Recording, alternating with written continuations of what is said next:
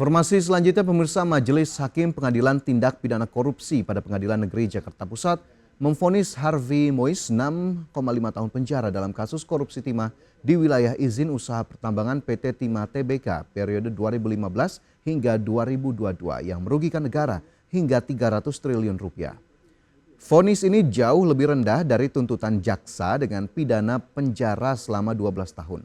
Harvey Mois juga dijatuhi pidana denda sebesar 1 miliar rupiah, subsidiar kurungan 6 bulan, dan diminta membayar pidana tambahan berupa uang pengganti sebesar 210 miliar rupiah. Majelis Hakim menilai tidak ada hal pembenar dan pemaaf bagi terdakwa. Atas dasar tersebut, Harvey Mois harus dijatuhi hukuman pidana. Adapun hal yang memberatkan terdakwa adalah tidak mendukung program pemerintah dalam memberantas korupsi. Sedang hal meringankan Harvey belum pernah dihukum, sopan dalam persidangan, serta masih punya tanggungan keluarga. Dalam kasus ini, Majelis Hakim juga menghukum 2 terdakwa lainnya, yakni Direktur PT RBT Suparta dengan vonis 8 tahun penjara dan Direktur Pengembangan PT RBT Reza Andriansyah 5 tahun penjara. Mengadili, 1.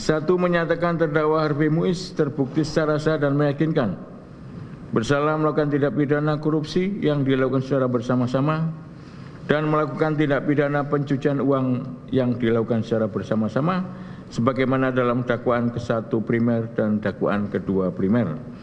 2. Menjatuhkan pidana kepada terdakwa dengan pidana penjara selama 6 tahun dan 6 bulan dan denda sebesar 1 miliar rupiah dengan ketentuan apabila denda tersebut tidak dibayar akan diganti dengan pidana kurungan selama berapa tadi, Pak? 2 tahun.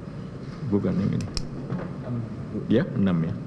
Selama 6 bulan. Menghukum terdakwa untuk membayar uang pengganti kerugian keuangan negara sebesar 210 miliar rupiah dengan ketentuan jika terpidana tidak membayar uang pengganti selama paling lama 1 tahun setelah putusan pengadilan memperoleh kekuatan hukum tetap. Dan pemirsa, informasi lainnya akan kami hadirkan usai jeda. Tetaplah bersama kami.